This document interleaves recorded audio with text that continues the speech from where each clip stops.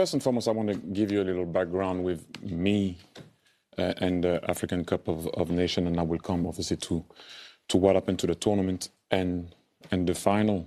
So I started to watch the African Cup of Nations in '88, and it was actually in Morocco. That one was in Morocco. I think Cameroon won it against Nigeria in the final. Some names you will remember. Roger Milla was playing in that team. Joseph Antoine Bell. Exactly. Yeah, but I grew up watching it because where I'm from, in my neighborhood, that's how it was. You watch the African Cup of Nations. You know, some guys will talk about Lakhdar Belloumi, that was a very famous player in Algeria. You will have a guy like Abdoulaye Traoré. You know, his nickname is Ben Badi.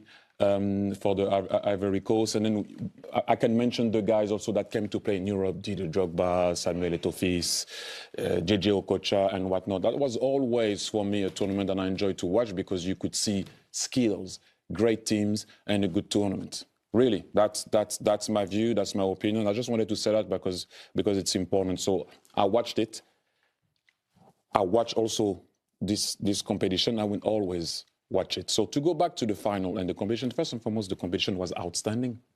Outstanding. Morocco did a great job in terms of the infrastructure, the stadium, the hotels were excellent. Now we go to the final. What you saw, the reaction of the team of Senegal wanting to leave the field was wrong. That's not the image that you want to give, not only for African football, for any football. You don't want to do that. Do I understand the frustration of how it happened in the final, or what happened just before, and then the penalty, and whatever it is? This is what I'm talking about. They thought in their eyes that that was a goal scored by Ismail Assar, and then after, the penalty goes, obviously, on Brahim Diaz. So what I'm trying to say right now is that happened in a very quick moment. Okay, very, very, very quick. Some of the guys, obviously, you can see the coach was like, we need to go inside. Sadio Mane called them back. Brahim Diaz obviously misses it, trying to do a Panenka.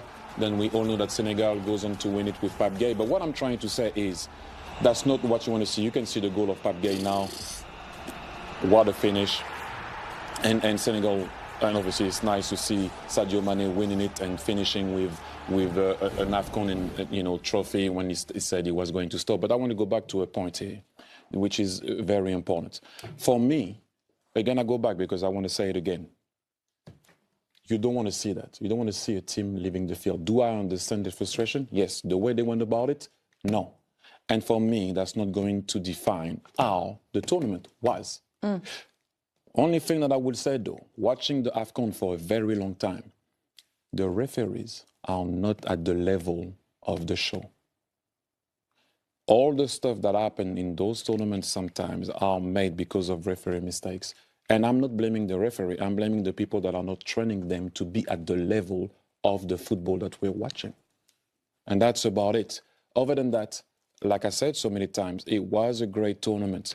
It became a tiny bit more interesting from the quarterfinals, okay? But I will always watch the African Cup of Nations. That is not what you want to see, but I personally won't stay on what I saw at the very end because the tournament was good. And the celebration of Senegal, it's nice to see Sadio Mane again finishing like that.